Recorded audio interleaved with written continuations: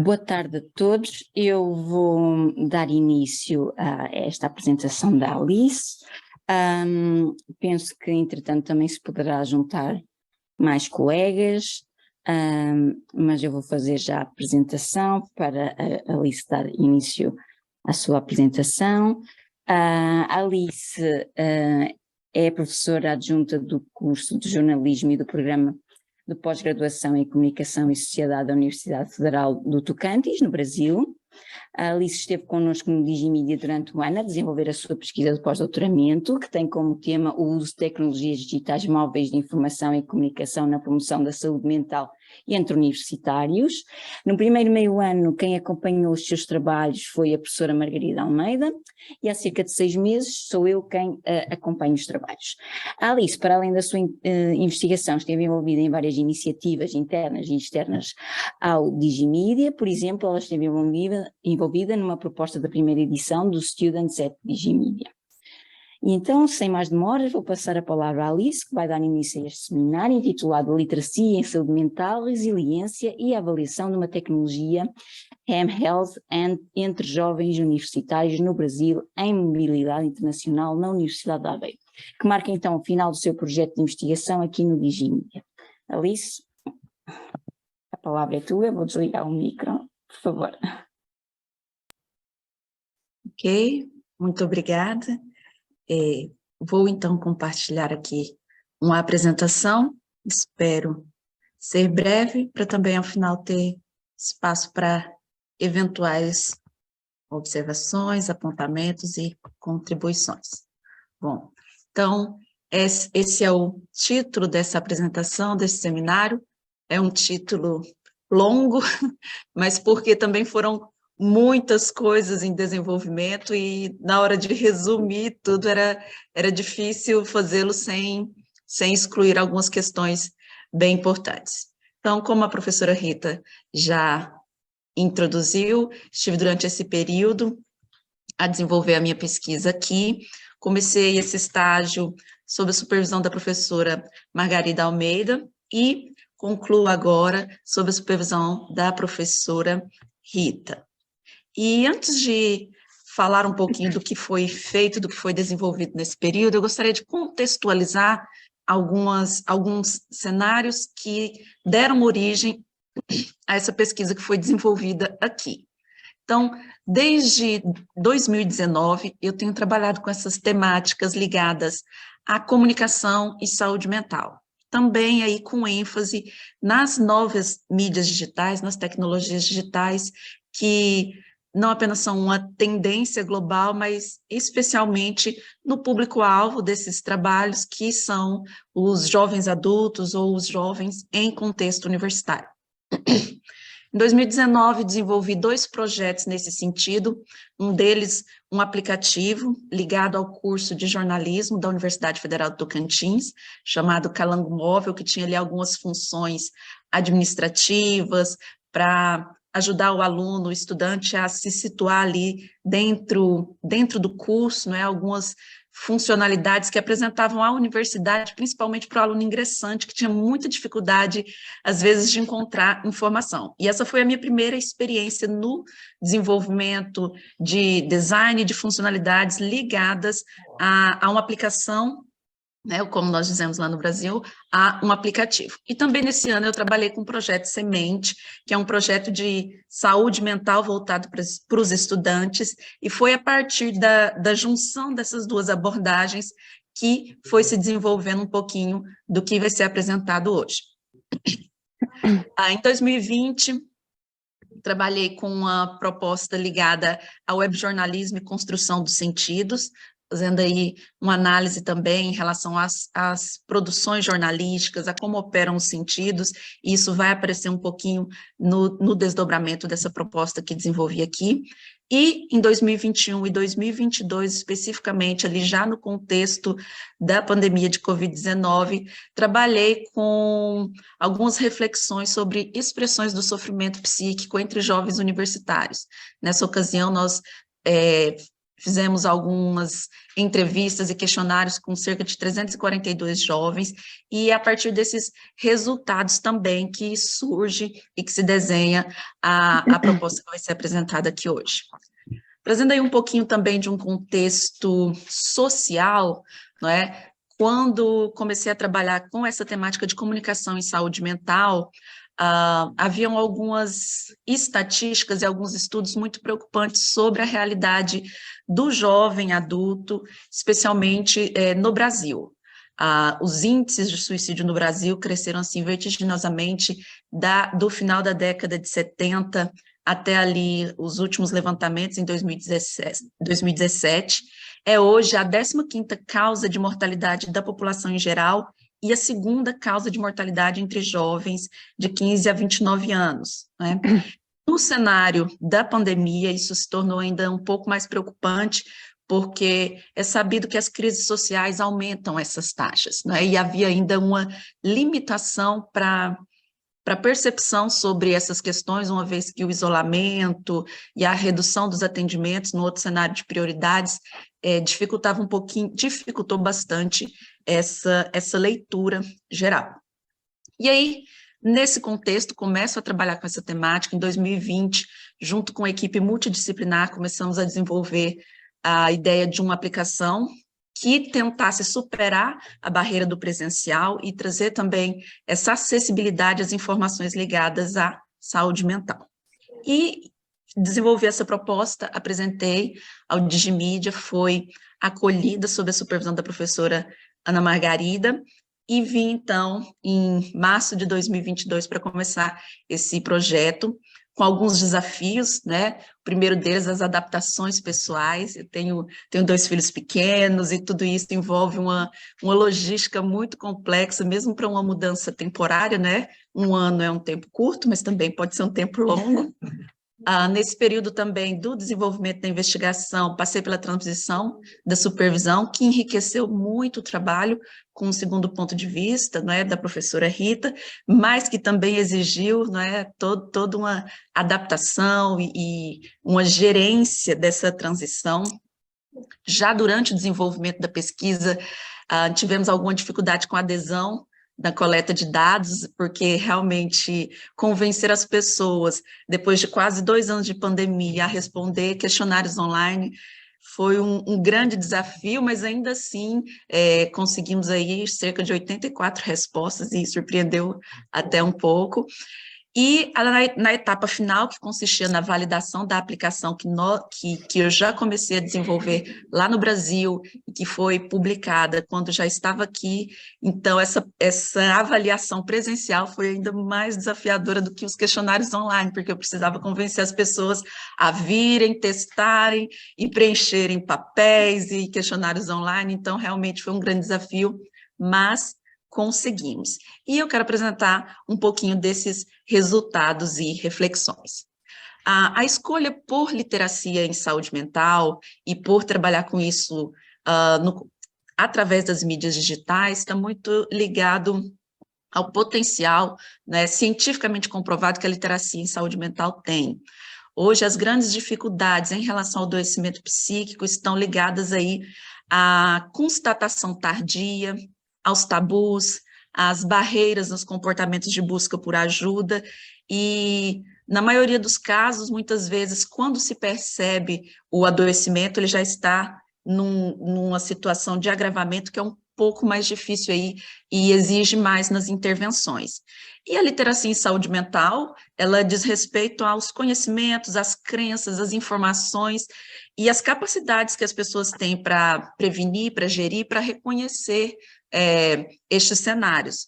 E o baixo nível de literacia em saúde mental não só contribui com a prevalência desses estigmas, dos tabus, das barreiras, como também limita os comportamentos de busca de ajuda. Então, é nesse sentido que a comunicação oferece uma grande ferramenta à saúde, na redução dessas barreiras e também na possibilidade de uma prevenção ou de um atendimento precoce em situações de adoecimento. E outro conceito muito importante que vai aparecer nessa pesquisa é resiliência.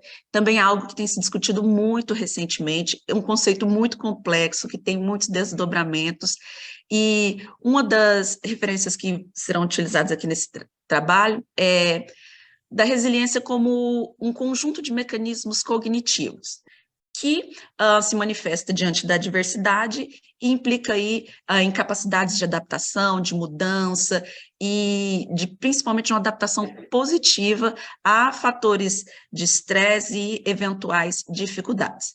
E esses dois conceitos, literacia em saúde mental e resiliência, eles muitas vezes podem ser encontrados e trabalhados em conjunto, e essa é um pouquinho da proposta do trabalho que eu desenvolvi. Como público principal desse estudo, o recorte escolhido, né, já trazendo ali, desde o início da pesquisa, o público jovem adulto em contexto universitário. E para afunilar isso um pouquinho, né, já que é um público muito amplo, as universidades são muito grandes, aqui eu optei por trabalhar com os estudantes em mobilidade internacional, especificamente estudantes nascidos no Brasil, porque também permitiria aproveitar algumas das propostas já desenvolvidas previamente. E porque também existe um fenômeno aí bem recente de um crescente número de estudantes brasileiros em mobilidade internacional, e é um fenômeno que também ocorre em Portugal. Né? Portugal, assim como o Brasil, está entre os 20 países com maior número de estudantes em mobilidade no mundo. Então, é um fenômeno compartilhado. O Brasil e Portugal exportam esses estudantes que saem para estudar fora, e isso faz também com que as reflexões observadas aqui nessa pesquisa sejam também aplicáveis em outros contextos, principalmente no contexto português. E o ingresso à universidade, ele já tem seus fatores estressores, é um período de adaptação, de transição entre a juventude e a vida de adulto, e quando nós acrescentamos a essa equação a mobilidade internacional, então nós temos outros impactos socioculturais, intrapsíquicos, que demandam aí ressignificações, resiliência, e uma literacia em saúde mental que pode aí fazer muita diferença nesse processo saudável, né, de ingresso a novas realidades. Então, o objetivo principal dessa pesquisa, que eu realizei em 2 etapas, foi, primeiro, a caracterização da literacia em saúde mental entre os jovens universitários em mobilidade internacional, a avaliação da resiliência acadêmica desses indivíduos e, ao final, a validação de uma aplicação como uma intervenção psicoeducativa, e essa aplicação é o Mais Um Dia que eu trouxe já desenvolvido para passar aí por essa validação transcultural, por assim dizer. A pesquisa foi desenvolvida em 4 fases. A primeira foi uma contextualização mesmo, uma leitura, um mapeamento do que seria essa realidade, o número desses estudantes, a elaboração do questionário, precisei aprender a utilizar também a plataforma disponível, que foi a plataforma da Universidade de Aveiro, excelente, mas que exigiu aí um estudo, né, mas que trouxe também essa facilidade do questionário online. Na segunda etapa, foi o recrutamento, a distribuição dos questionários online, o convencimento, né, a busca aí por adesão, e já na segunda etapa, através dos questionários online, nós fizemos aí o contato para a etapa seguinte, que seria a da validação, no passo 3, que é a realização dos testes de usabilidade e UX design da aplicação. Por fim, realizamos a análise de dados, a redação dos artigos, a revisão bibliográfica e os encaminhamentos para publicação em revistas e em eventos. Então, essa é a linha do tempo, começou ali em abril e junho a pesquisa, na escrita do referencial bibliográfico, a elaboração dos questionários. Já em julho eles foram distribuídos e passei então a fazer o recrutamento. Em agosto e setembro, principalmente, trabalhei com a validação da aplicação através de grupos focais. De outubro a dezembro, toda a proposta de continuidade e análise, para chegarmos agora a janeiro e fevereiro com a conclusão e o envio de 2 papers, um para publicação em revista e outro para publicação em um evento. Então, na primeira etapa, utilizei 2 instrumentos, O primeiro foi a LSM-Q, que é um questionário para jovens adultos, em versão portuguesa, validado, e que trabalha com 4 fatores aí em literacia em saúde mental, que são 4 dimensões: conhecimento sobre problemas em saúde mental, crenças equivocadas e estereótipos, competências de primeira ajuda e comportamentos de busca de ajuda, e estratégias de autoajuda. Para o segundo instrumento, optei pelo CD-RISC 10, porque como o primeiro questionário já tinha 29 questões, eu precisava de algo compacto e vi outros trabalhos de colegas da Universidade de Aveiro e do Digimídia que utilizaram essa proposta, e são apenas 10 perguntas, um questionário bem sucinto, o que facilitou bastante a aplicação dos dois em conjunto. Na segunda etapa, que foi a de validação de uma tecnologia, então, eu utilizei um teste de usabilidade com um roteiro de 4 tarefas, utilizei também a escala SUS, né, numa proposta aí de avaliação de usabilidade, e, por fim, atendendo aí a uma sugestão muito oportuna da professora Rita, utilizei a escala SAM, que trabalha aí com uma perspectiva pictórica, psicométrica muito interessante, e que permitiu aí avaliar a abrangência da interface. Então, compartilhando aí um pouquinho dos resultados alcançados, é muita coisa para resumir, né, mas um pouquinho dos resultados observados na primeira etapa da pesquisa, consegui identificar que em uma população de 1.959 estudantes internacionais, esses eram os dados ali quando a pesquisa iniciou, em abril de 2022, foram identificados 809 estudantes nascidos no Brasil. E desses 809, eu consegui a adesão de 84. Então, mas ao final, algumas respostas precisaram ser descartadas, ou porque estavam incompletas, ou porque, enfim, houveram alguns problemas, e nós ficamos com a amostra final de 50 respostas.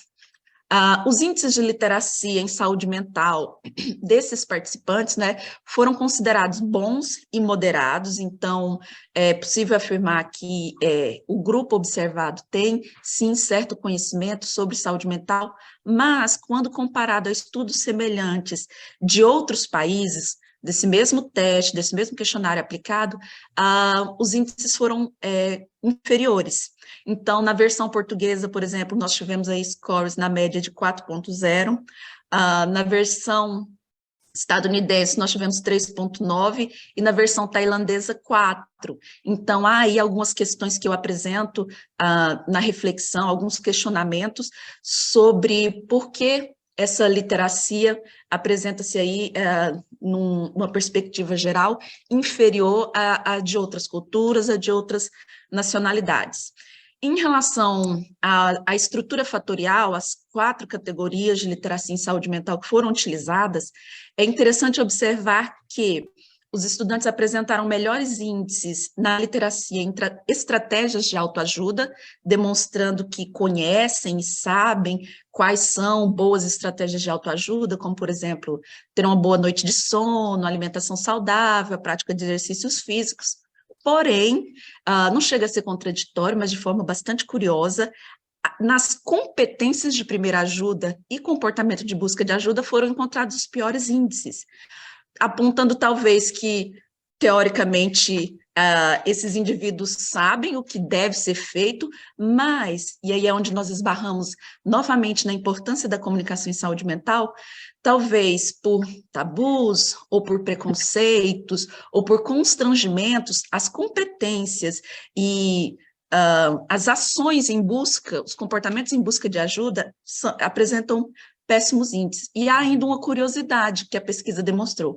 As mulheres, em todas as dimensões, elas tiveram pontuações de literacia superior aos homens.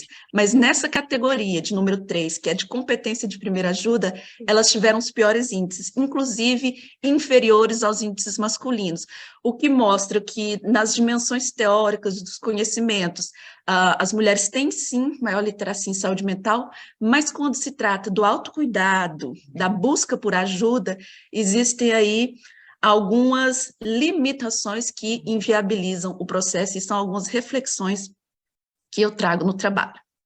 Em relação à resiliência, os resultados apontaram para um score médio que corresponde a outros estudos semelhantes, inclusive estudos de grande abrangência.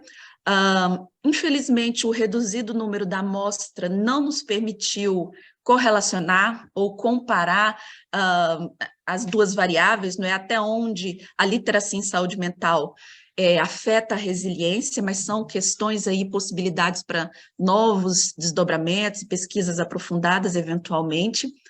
E algo bastante relevante que a pesquisa constata, né, é que a literacia em saúde mental aliada à resiliência pode, né, existem estudos anteriores sobre isso, facilitar os melhores resultados em relação à saúde mental dos indivíduos que lidam com fatores estressores significativos. Então, nesse sentido, em relação à primeira etapa dessa pesquisa,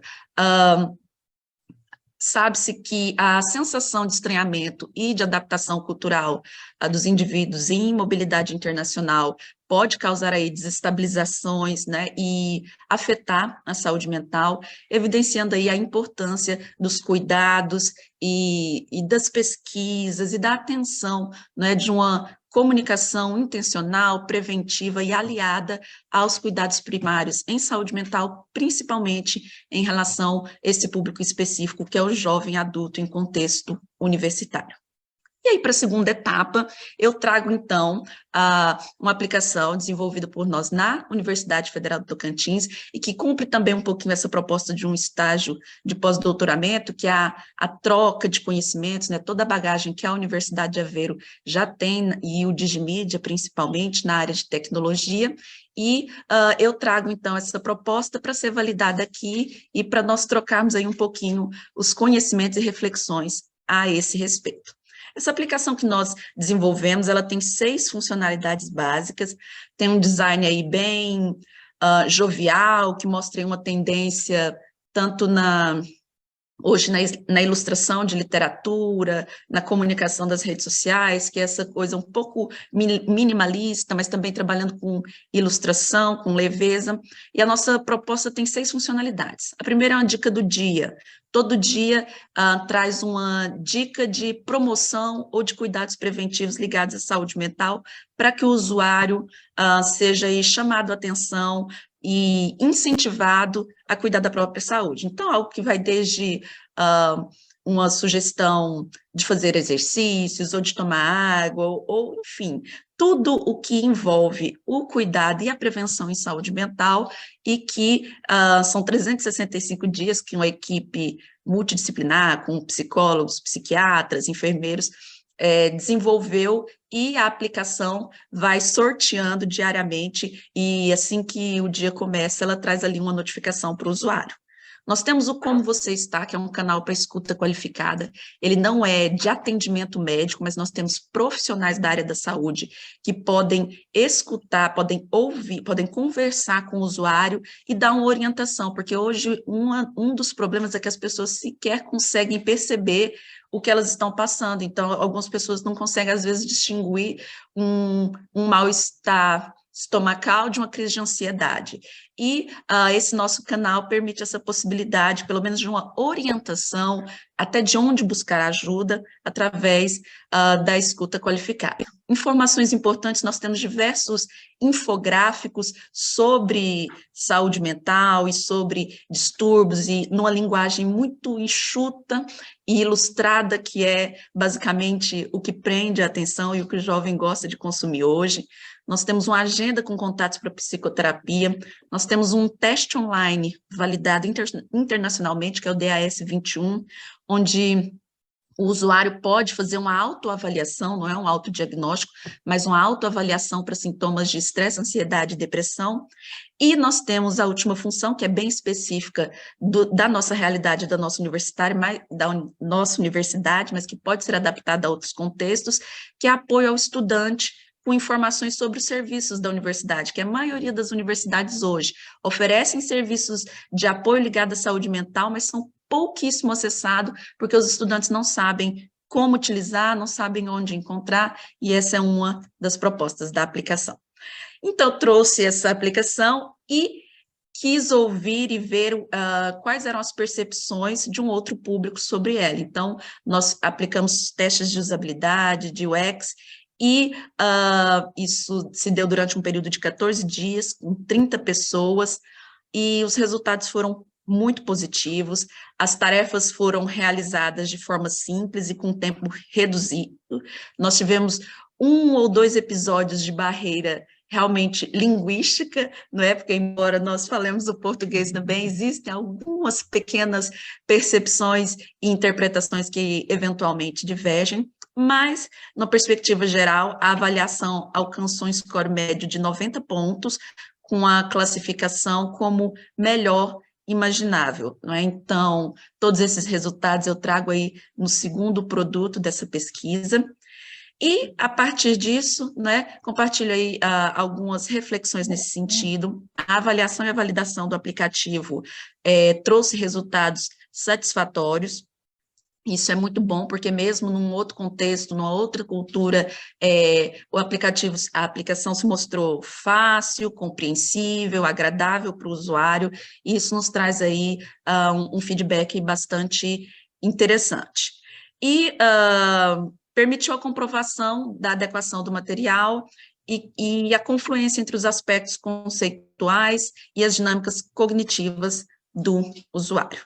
Então, quero já caminhar para a conclusão, apresentando aí tudo que foi desenvolvido nesse plano de atividades e mencionando que nesse período em que estive aqui, nós submetemos o projeto da aplicação a 2 concursos e ganhamos 2 prêmios, um do Conselho Federal de Psicologia do Brasil, que foi um prêmio de menção honrosa na categoria Práticas Inovadoras no Exercício da Psicologia, e outro que foi da editora Abril, em parceria com a revista Veja e Acessa, na categoria Comunicação em Saúde e Autocuidado. Então, uma ferramenta com muito potencial, que cabe aí algum aprofundamento, investimento e discussão, mas que tem aí uma abertura e um espaço muito forte, principalmente naquilo que é a tendência da comunicação entre os jovens adultos hoje, que é o uso das mídias digitais.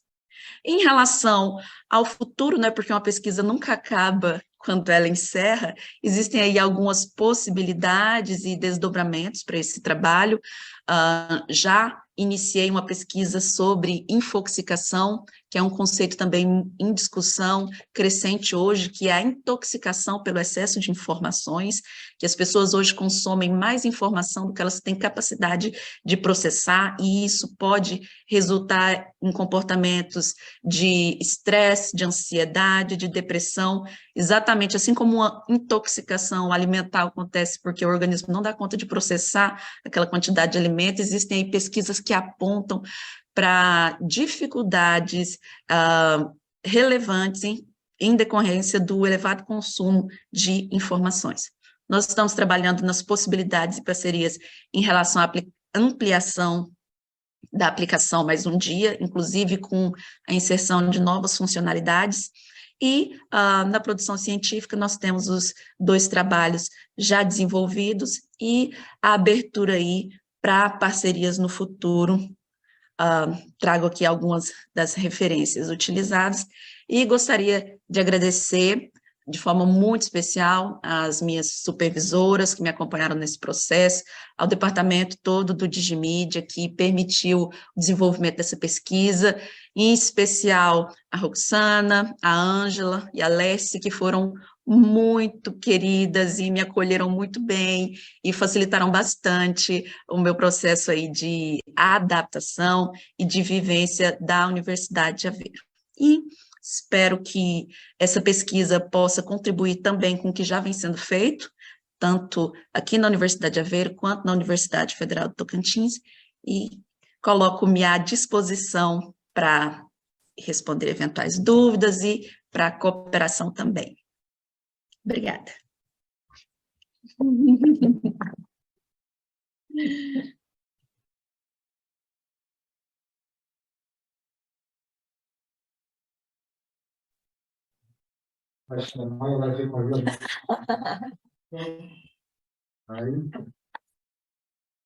Então, dúvidas? questões, podem não ser dúvidas, podem ser questões em relação ao trabalho da Alice.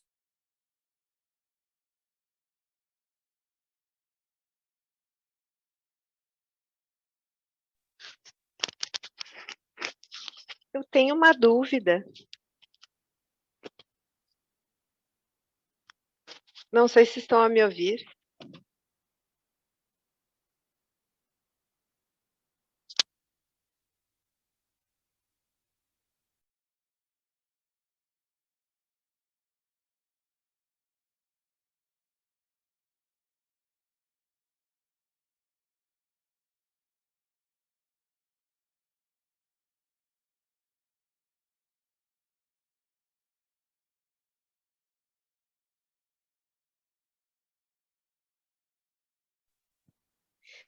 Alice?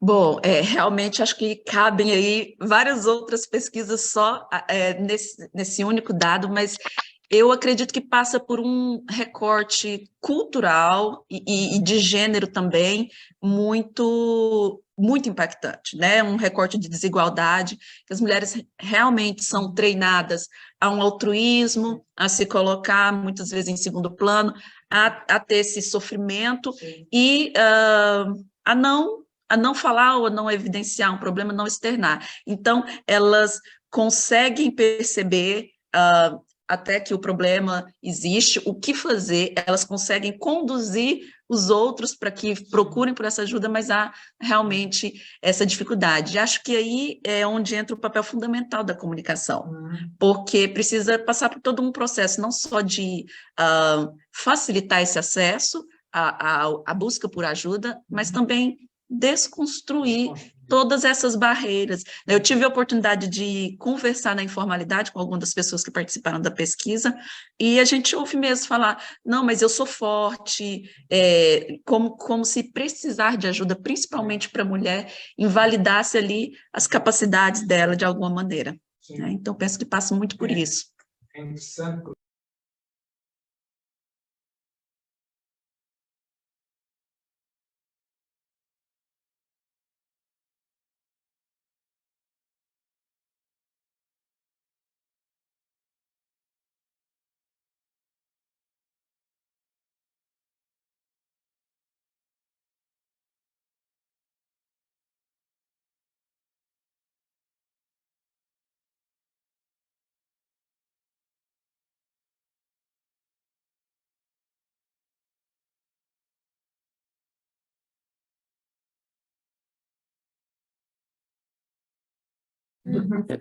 Obrigada. Patrícia, tu estavas a dizer, a Viviane tem uma questão, eu vou já dar a palavra, mas a questão,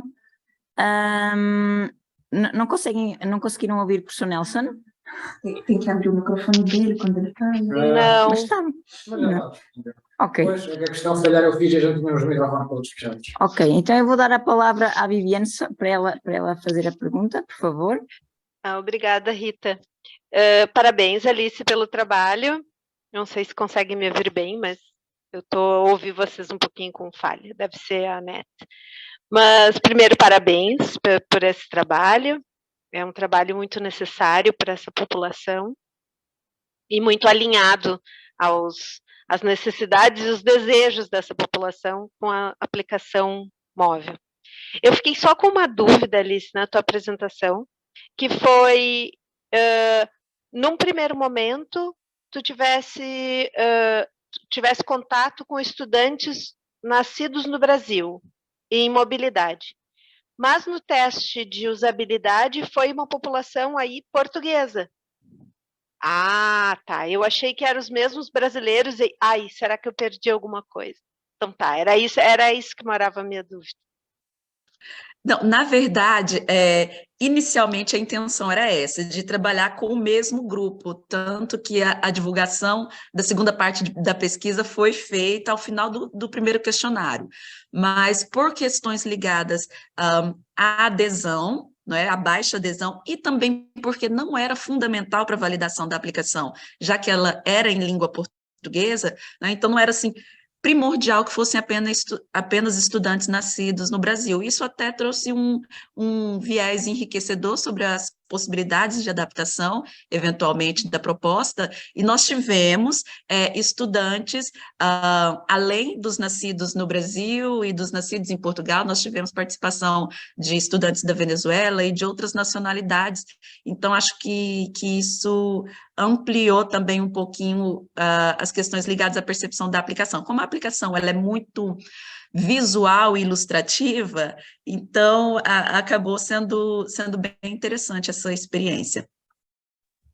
Ótimo, ótimo. Agora eu consigo perceber melhor o quão foi rico esse segundo contato com o público-alvo. Parabéns, Alice. Eu também tenho uma questão que nem é bem uma questão, é só um esclarecimento. Em relação à própria aplicação, vocês na universidade, no Brasil, fizeram já algum tipo de intervenção com algum grupo restrito? Conseguem perceber se a linha é utilizada ou não? Ela ainda não foi para lançamento totalmente, e há algumas funcionalidades que não estão ainda a funcionar em pleno, ou há uma data de previsão para esse lançamento? Excelente pergunta, obrigada. Nós publicamos oficialmente nas lojas virtuais do sistema Android em setembro, né? E já começamos a utilizar e fazer assim um levantamento de dados inicial. Nós não conseguimos ainda finalizar a publicação para o sistema iOS, que envolve, embora a aplicação seja híbrida, né, envolve aí uma burocracia um pouco maior, mas nós já começamos a trabalhar com um público reduzido, no sentido que nós não fizemos uma ampla divulgação para não ter ali uma adesão maior do que nós consigamos operar. Nossa equipe é reduzida hoje, por exemplo, nosso canal de escuta qualificada, ele conta com 3 pessoas, e até dezembro nós tínhamos 200 downloads e um número de aproximadamente 50 orientações no chat. Então, proporcionalmente, nos surpreendeu. Nós imaginávamos que talvez teria 10% dos usuários procurando o contato no chat, mas não. Isso até nos preocupou um pouquinho no sentido de divulgar. Já pensou se nós temos aí para já 2.000 pessoas fazendo download, nós conseguimos atender? Então, hoje nós estamos tentando aí estruturar melhor a nossa equipe, porque esse feedback nos surpreendeu e nos mostrou também como tem uma possibilidade aí muito interessante, porque as pessoas, às vezes, elas não têm coragem de agendar uma consulta, de ir até o médico, mas elas conversam no chat, não é? As buscas, por exemplo, na internet, e é por isso que a informação de qualidade precisa estar acessível, porque as pessoas, às vezes, se informam sobre essas questões online, onde ela não precisa passar pelo constrangimento de perguntar para alguém, ou de sentir que vai ser julgado, ou de admitir que está passando por uma dificuldade.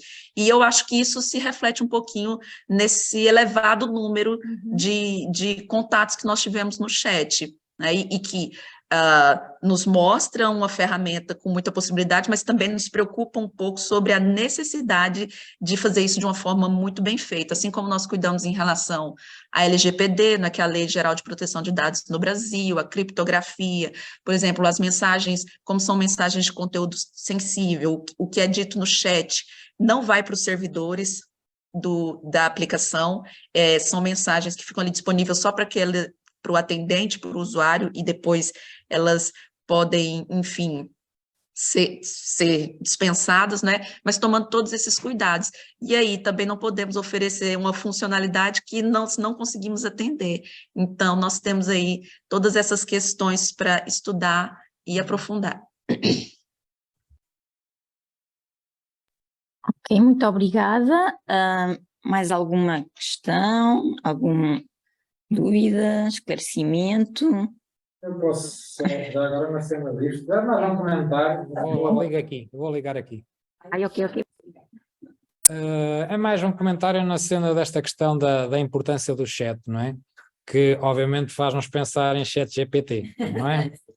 Mas não só, neste momento já existem várias ferramentas online a trabalhar com bases do chat GPT, até com o GPT-3 por baixo. Aliás, eu partilhei no Facebook agora há dias uma ferramenta que era a Réplica, que é um assistente pessoal muito dirigido a apoio psicológico. E claramente as pessoas ligam-se imensamente ao assistente, ok? A questão que eu levanto aqui é uma questão de segurança, não é? Aliás, esse bot já foi, essa empresa já teve que desativar uma parte do serviço porque um tribunal italiano pôs-lhe uma ação em cima porque eles não estavam a fazer proteção abaixo de 16 anos e estavam a pôr em questão os dados dos miúdos abaixo de 16 anos e eles tiveram que desativar um conjunto de funções porque não estavam a conferir a idade. Mas a questão aqui é mais... É claro que eu sei que está tudo muito verde, mas se tu vês interesse nisto num futuro próximo. Porque há aqui algumas vantagens pelo meio, que é a questão que as pessoas têm dificuldade em revelar-se, não é? Em partilhar. E é claro que o secretismo é bom, mas será, e agora aqui estou a entrar por uma coisa que é especulativo, que as pessoas terão mais facilidade em especular com uma máquina que não é igual a elas e que por isso é mais... Não sei, estou a pensar. É um desafio para ti, para trabalhar.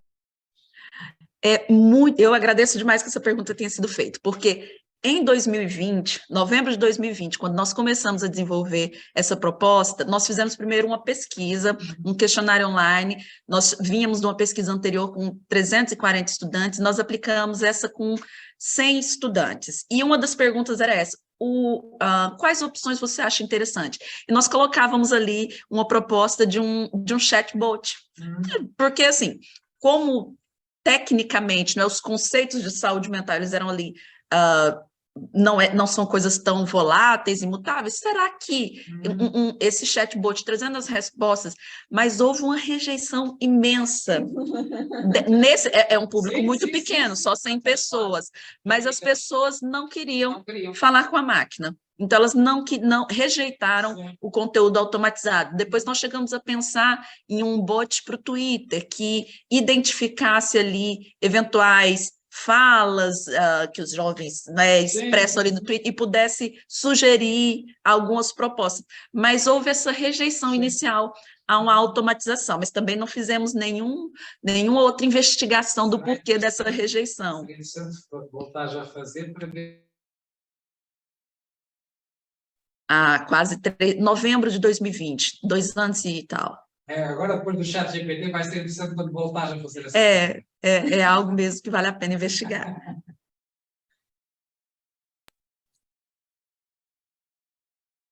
Mais alguma questão? Não? É só também para agradecer, que acho que foi muito bom para nós ter Alice conosco, foi uma partilha muito interessante de informação, muito interessante partilha de ideias, e esperamos que ele também, gostamos também muito de trabalhar com a Alice, obrigada por este período, e esperamos que esta colaboração vai continuar, e obrigada por toda também a abertura que tinha a colaborar conosco. Eu que agradeço. Bem, agora talvez deixe para o professor Nelson, como diretor do Digimidas, fechar a sessão. Ok, quero agradecer à Alice, se calhar melhor desligar, gente. Foi ótima a apresentação, a discussão, é sempre importante estes momentos aqui. Aliás, nós instituímos isto há algum tempo porque também tínhamos esta percepção de que as pessoas passavam pelo Digimedia e às vezes nem tínhamos noção. Aliás, eu no meu caso sabia por alto o que é que a Alice fazia, mas não tinha esta percepção que tive aqui hoje. E acho que é importante partilhar connosco, que obviamente não esteve aqui toda a gente, também avisámos com pouca antecedência, mas temos o vídeo e vamos pôr no nosso canal. E eu espero que isto ajude a que outras pessoas possam ver e estabelecer pontos e contactos, ou manter os pontos que já foram formados, e continuamos a trabalhar juntos. Isso é o mais importante de tudo isto, e estas talks têm mesmo esse fundamento. Desejar o melhor à Alice, espero que tenha sido correr tudo muito bem aqui, ok? Fora o Covid, porque ainda apanhaste um bocadinho de Covid no início do ano. Pois. Mas pronto, mas acho que pelo menos conseguiste vir um ano. Tivemos agora aqui uma pessoa que só teve cá um mês não dá para nada. Mal chegou, está a ambientar-se, já está a ir embora. É muito rápido. Mas pronto, foi um prazer enorme e as pessoas que estão aqui testemunham isso, ter tido cá no nosso laboratório. Espero que leves boas recordações do Digimidi e que a gente continue esta colaboração, que acho que isso é o mais importante, está bem? E um bom resto de dia a todos e bom fim de semana a todos.